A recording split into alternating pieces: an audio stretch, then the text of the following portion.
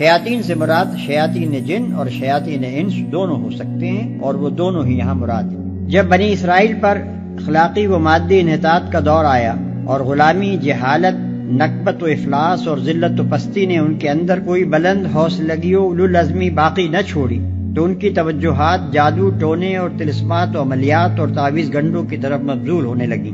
وہ ایسی تدبیریں ڈھونڈنے لگے جن سے کسی مشقت اور جد و جہد کے بغیر محض پھونکوں اور منتروں کے زور پر سارے کام بن جایا کریں۔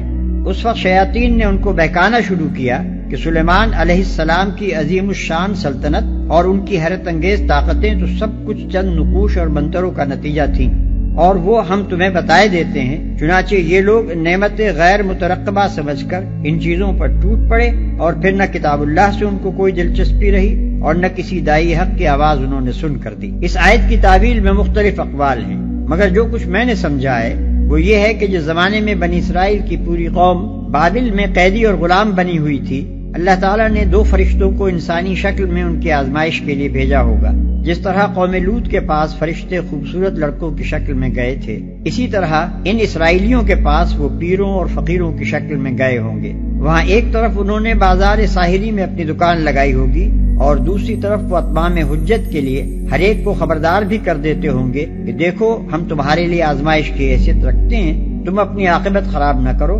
مگر اس کے باوجود لوگ ان کے پیش کردہ عملیات اور نقوش اور تعویذات پر ٹوٹے پڑتے ہوں گے۔ فرشتوں کے انسانی شکل میں آ کر کام کرنے پر کسی کو حیرت نہ ہو، وہ سلطنت الہی کے کار پرداز ہیں۔ اپنے فرائض منصبی کے سلسلے میں جس وقت جو صورت اختیار کرنے کی ضرورت ہوتی ہے وہ اسے اختیار کر سکتے ہیں۔ ہمیں کیا خبر کہ اس وقت بھی ہمارے گرد و پیش کتنے فرشتے انسانی شکل میں آ کر کام کر جاتے ہوں گے۔ رہا فرشتوں کا ایک ایسی چیز سکھانا جو بجائے خود بری تھی، تو اس کی مثال ایسی ہے جیسے پولیس کے بے وردی سپاہی کسی رشوت خوار حاکم کو نشان زدہ سکے اور نوٹ لے جا کر رشوت کے طور پر دیتے ہیں تاکہ اسے عین حالت ارتکاب جرم میں پکڑیں اور اس کے لیے بے گناہی کے عذر کی گنجائش باقی نہ رہنے دیں۔ مطلب یہ ہے کہ اس منڈی میں سب سے زیادہ جس چیز کی مانگ تھی وہ یہ تھی کہ کوئی ایسا عمل یا تعویذ مل جائے جس سے ایک آدمی دوسرے کی بیوی کو اس سے توڑ کر اپنے اوپر عاشق کر لے۔ یہ اخلاقی زوال کا وہ انتہائی درجہ تھا جس میں وہ لوگ مبتلا ہو چکے تھے۔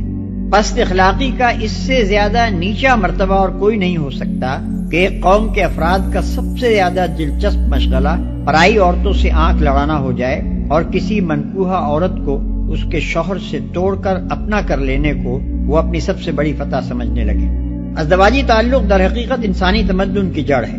عورت اور مرد کے تعلق کی درستی پر پورے انسانی تمدن کی درستی کا اور اس کی خرابی پر پورے انسانی تمدن کی خرابی کا مدار ہے۔ لہذا وہ شخص بدترین مفسد ہے جو اس درخت کی جڑ پر تیشہ چلاتا ہو جس کے قیام پر خود اس کا اور پوری سوسائٹی کا قیام منحصر ہے۔